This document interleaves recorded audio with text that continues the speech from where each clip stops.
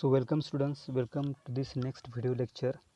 In last lecture we have studied using scripts to guide interaction.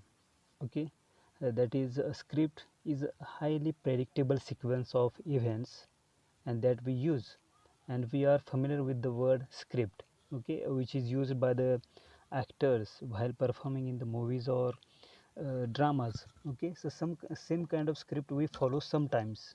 Okay, and those have two types, that is closed episodes, which means when a situation is almost completely scripted, for example performance evaluation, entrance exam, because all are set, all is set, rules are set.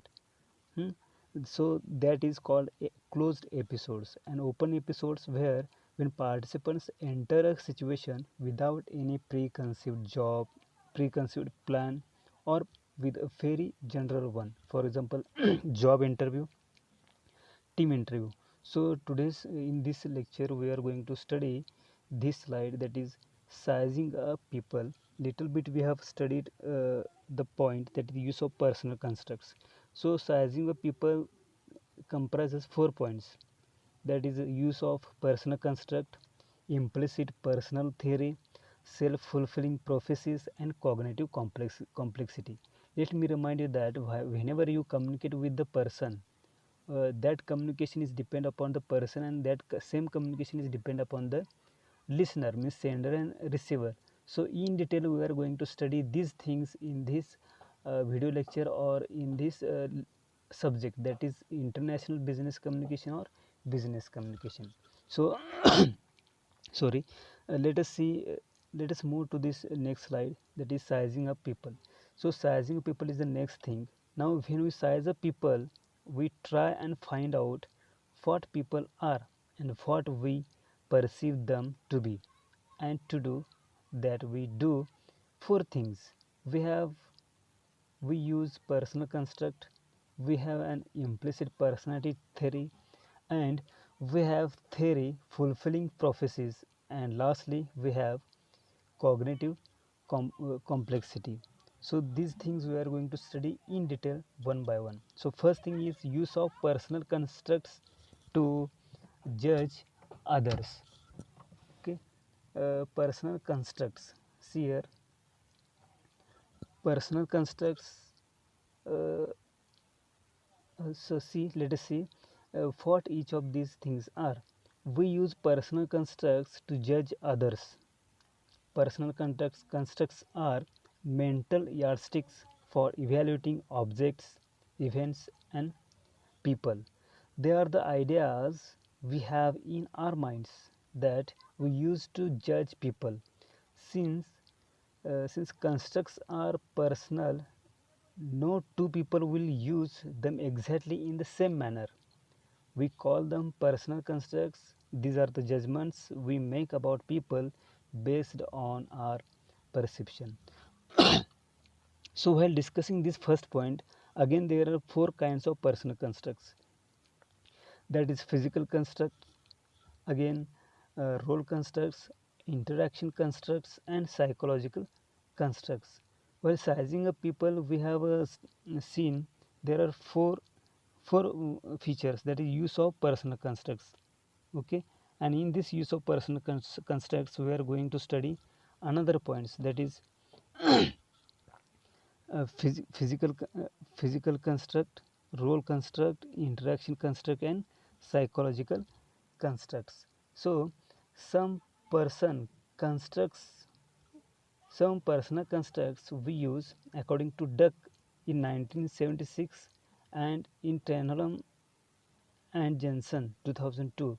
We have four kinds of personal constructs, and we follow this order while assessing a person.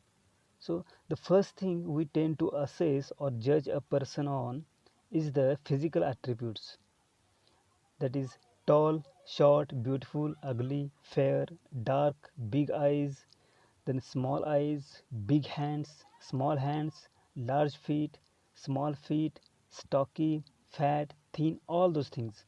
So the physical attributes of a person.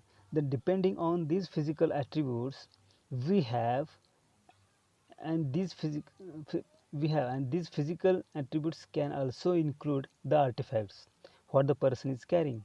It means artifacts means what the person is carrying, what you see in the first go, loud voice, soft voice, polite, not polite, but I mean uh, not polite. So all constructs are, if I'm standing here and talking to you, how do you perceive me? Do you perceive me as a teacher, or I'm very far away from you? I am now speaking on online. Okay, so you perceive me as a teacher. Do you perceive me as an unsure student who's, or as a new teacher, or as a and as an experienced teacher? Do you perceive me as a researcher? Do you perceive me as a student who is just trying to get into the teaching profession? So what is my role here? What is your role? So we have these role constructs. Who am I in relation to this person that I am talking to? And then once we have established the role constructs, the person looks like this and I am someone in relation to this person, then we move on to the onto this third type of construct, which is the interaction. Okay, interaction constructs. Okay, so so and so is a friendly tall teacher. So what my interpretation of the person's behavior is depending upon my interaction. This comes in after I have interacted with the person for a little while, and the interaction constructs come in friendly or hostile. Okay, friendly or hostile. Please hold on.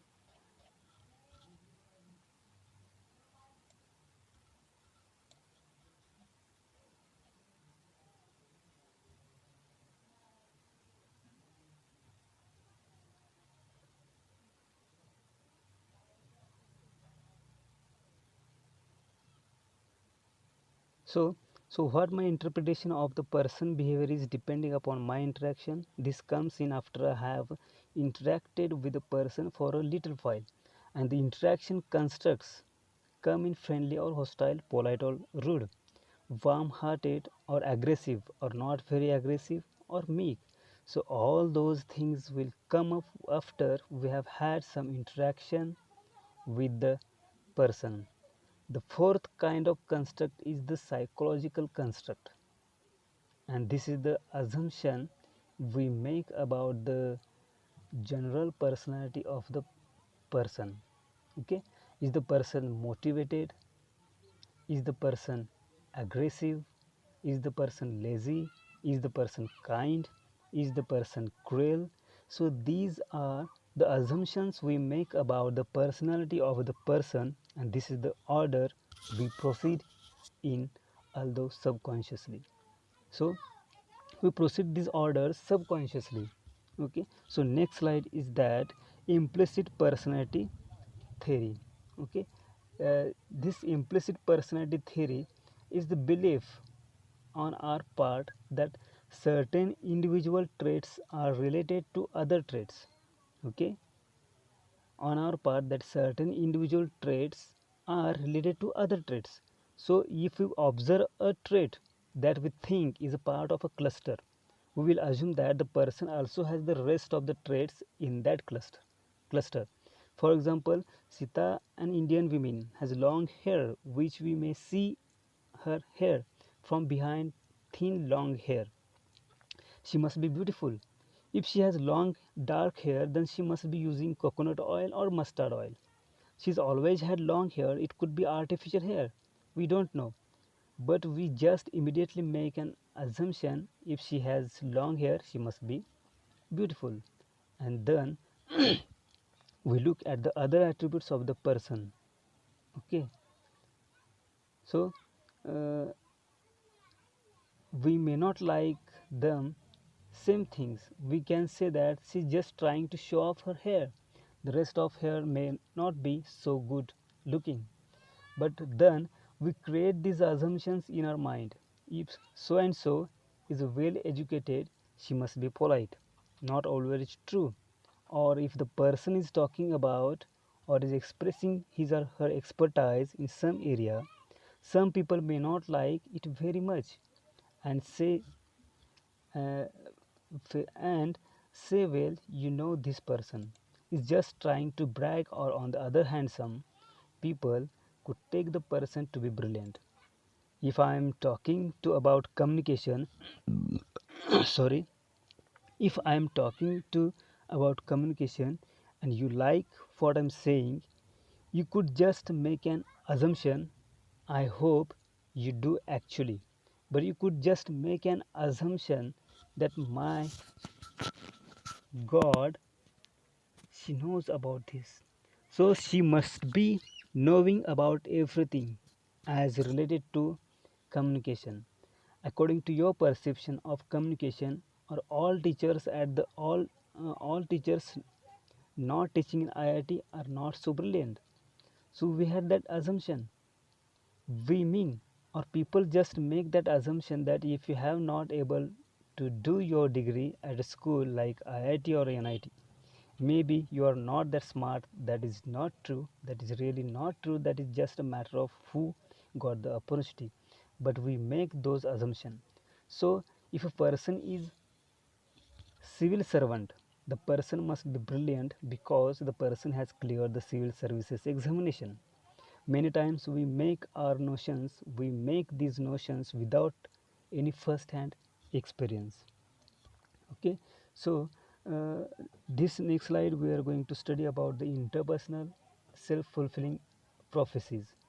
Okay, so interpersonal self-professing prophecies, we make these notions about the implicit personality, and then we also have these interpersonal self-fulfilling prophecies. These prophecies start when one person, the observer, starts believing something to be true about another person who is target and begins acting towards the target as if the belief were fact. This action prompts the target to behave in line with the observer's expectations. Okay, so please read this once. Let us read this once again. This starts when a person, the observer, believing something to be true about another person, the target begins acting towards the target as if the belief were fact. This action prompts the target to behave in line with the observer's expectations. This, for example, you can do it because you studied at such a reputed institute. Line used to motivate. Example is given here. See, this example is there. You can do it because you studied at such a reputed institute. Line used to motivate the employees or your teachers telling you you can do it, you are brilliant, your parents telling you you are great, you have it in you, and you start believing that, and that takes you to great height.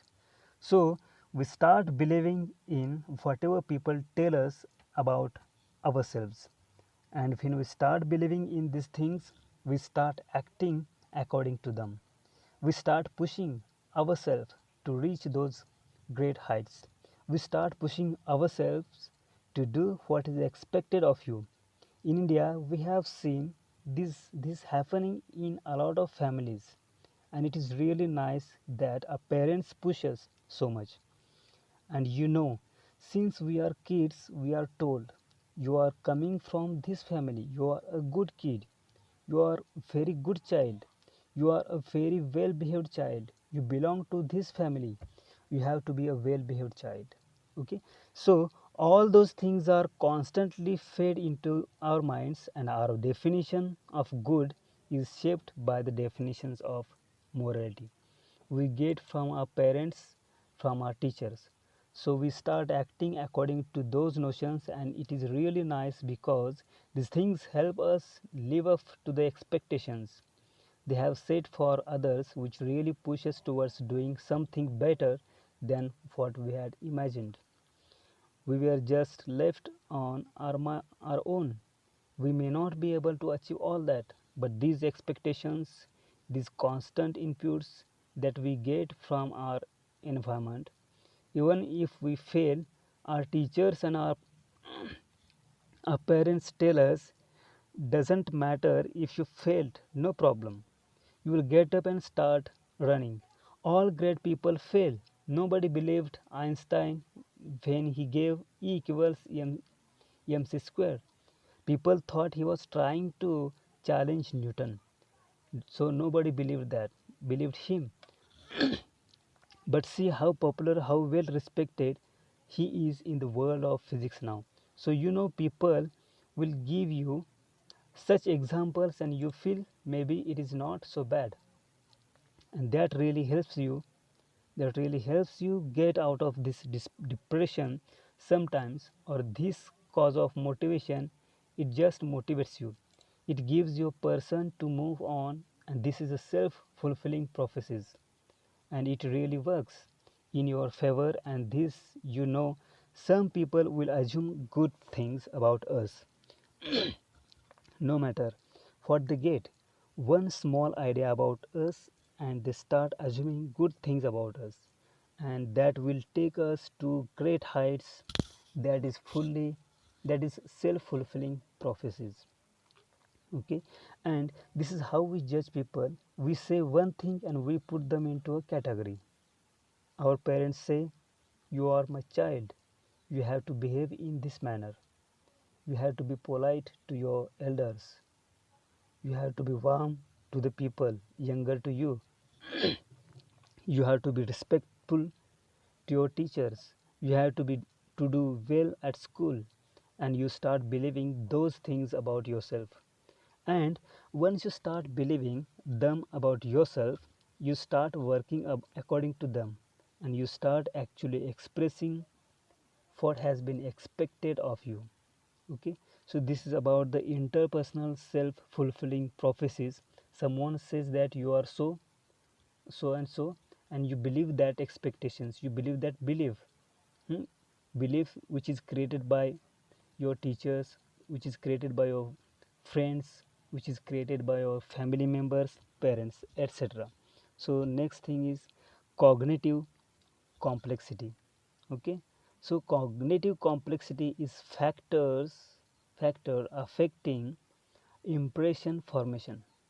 Okay, a cognitive complex person system is greater in the number of personal constructs. So cognitive complex person will have a large number of personal constructs about people. So the people will not classify people into short or tall. It could be average, could be slightly below average, could be classifying people according to the state they are coming from. Maybe mountain people, according to the people living in mountains, have the average height. But according to people living plains, this is the average height. As from a Caucasian point of view, you are short, but from a North Indian point of view, you are tall. So all those differentiations, specialized contextual constructs come in, and that is called as differentiation.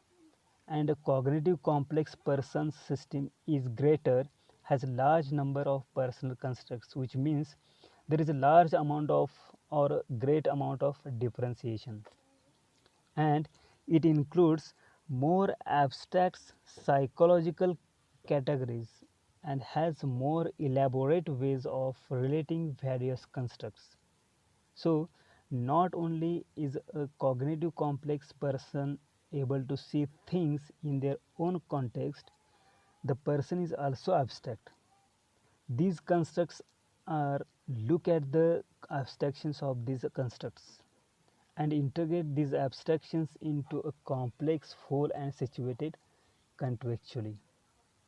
So, again we are going to study relevant to this PPT or content, that is research has shown that cognitive complex persons are more accurate in processing information about others. Just keep in mind, cognitive complex persons are more accurate in processing information about others. They are better at placing themselves in the role of the other. other person, and they are more patient in waiting most of the evidence before formulating a complex impression. So research has demonstrated that a person who is more sorry so research has demonstrated that a person who is more cognitively complex is able to view people, has a better ability to view people in their specific context. For example, if you have leadership qualities, if you have abilities to do multitasking, then if any task is given to your subordinate, you will think that whether he will do it or not. Means you will put yourself in his shoes and think about that situation he is experiencing. So that is called a cognitively complex situation, and this situates them contextually before the complete impression is formed. As opposed to this, the less complex individual tend to either stick with their original impression and they ignore contradictory information, or they tend to change the impression to fit the most recent information they have. So what they do is they say, no, I have believed this about this person, and if the person is good, the person will be good throughout his life. And some vague incidents, it doesn't mean the person is not good, or if there is glaring evidence that the person has done something unethical, then they immediately change their stance and they say, I believe the person to be good, now the person is bad. So there is no contextual information attached. It is just slotting people into different categories. Okay, so uh, uh, you may get some enough time to discuss and start thinking about the implications of these scripts and the preconceived notions on interpersonal interactions, especially at work. Okay, means what kind of scripts you have, in what way you communicate interpersonally, especially at work. Now, uh, next slide is that sizing up relationships. Okay, sizing up relationship means, see here, Trenham and Jensen talk about that is sizing up relationships, and in this what we do is self monitoring. When we size up relationships, when we try and find out what our relationships are with our environment, what we have really do is monitor ourselves. Self monitoring is deciding who to be. Just as we form impressions of others, we form and present images of ourselves to the others. We not only size up others, we also size up our relationships with them. We also try and find out what our relationship is with our environment. The awareness of images of self and the ability to adapt these images to the situation at hand has been referred to as self monitoring. So, just as we form impressions of others, we also monitor ourselves, and our ability to adapt these images to the situations at hand is referred to as self monitoring. Okay, so next is high and low self monitoring. We discuss, observe just what is self monitoring and in what degree is that self monitoring is it high or low, we are going to study right now. The high self monitor asks, who does this situation want me to be? How can I be that person? A person who is high on self monitoring, a person who tries to monitor his own behavior according to the environment, his or her own behavior, asks what the situation is like and what does the situation need me to be, and how can I be that person? How can I fit in? And inherently ask himself, what can I do? So, so that my own perception myself doesn't change, but I still fit in. So, doing the high self monitoring individual reads the character of the situation to identify the type of person called for by that type of situation. constructs a mental image or representation of a person who is best exemplifies that just type of person, finds out what the situation means, then constructs a mental image of the kind of person who would fit best into that situation, and uses the prototypic person's self-presentation and expressive behavior as a set of guidelines for monitoring his or her own verbal and non-verbal actions. So the high self-monitoring individual really takes this image of the perfect fit, a person who could be the person perfect fit in that particular situation, and then modify his or her behavior according to what he or she perceives to be the perfect fit, brings about those changes in her or his or her own self presentation. What should I look like? What should I behave like? Or how should I behave? And then those set of guidelines are decided by a high self monitoring person. Nobody is helping him. Sometimes the person may seek help, but usually this is done on his or her own, or at last the motivation to get help comes really from inside, and the person takes this set of guidelines and starts acting according to these guidelines to fit in well with the situation. The now let us see low self monitoring.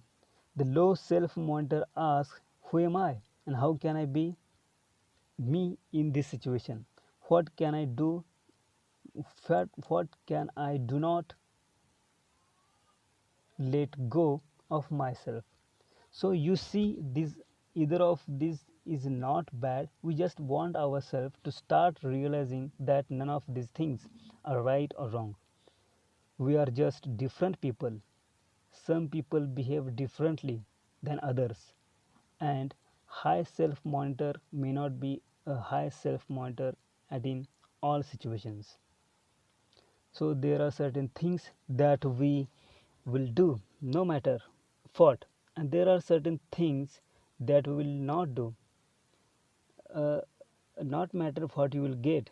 Small example, I made a special request to stand and teach this class. That is where my low self monitoring comes in.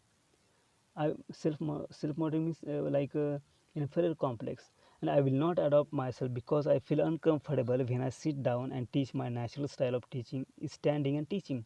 So I made a request to allow me to stand and teach. This may happen sometimes, but I cannot have students here, so I have to change my style of teaching in such manner so that if you are listening to this lecture, you feel as if I am talking to you. I am not getting anything from you. I am just zooming in my mind. When I pause, I am really hoping that you will start thinking and you will want to ask me questions. I'm just hoping that even though that is not happening, I am adapting my style accordingly because this has to look like a real classroom situation. I could have very easily just written down every lecture and stood here and started reading out, and but that is not really the case. So that is what this is all about. We can be high self monitors in one situation and the other situation. We become low self monitors and we switch, and that is this high self monitoring is really adaptability. That is I want to talk to you about. Okay, so next slide is regarding same research. Research demonstrates that being adaptable, being a high self monitor is one of the keys to social success. Means we should be a high self monitor ourselves. We really need to learn to adapt to situations. I'm not saying you must give up your natural style. I'm not saying you must fit in with every situation. No, please, by all means, retain your individuality. But whenever it is possible to adapt without letting go of yourself, fit just might be a good idea. But you have to assess that situation. That's why I'm not going to give you any patchwork.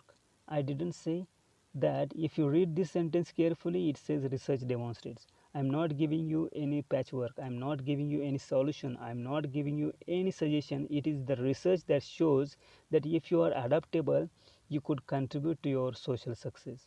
Okay, so how to get the social success and how to define the relationship is here. Defining relationship, self in relation to others.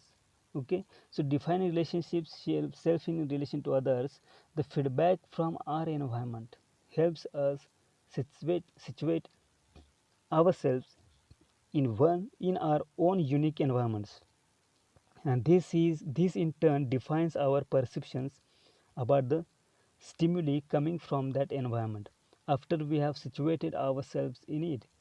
Today's lecture is really going to confuse you, I think, because i'm going you I'm giving you that all these abstract things, but just think and try and apply whatever I am telling you.